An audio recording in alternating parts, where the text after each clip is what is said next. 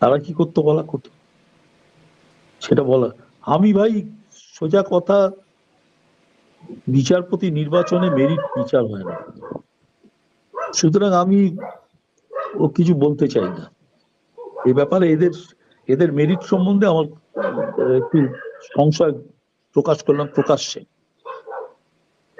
এবং যেভাবে আমি এখানে আমি টোপকে, আরেকটা বলি, যেভাবে টোপকে সুপ্রিম কোর্ট যাচ্ছে কিছু লোক সিনিয়রিটি বাদ দিয়ে, সেটাও দেখার জিনিস।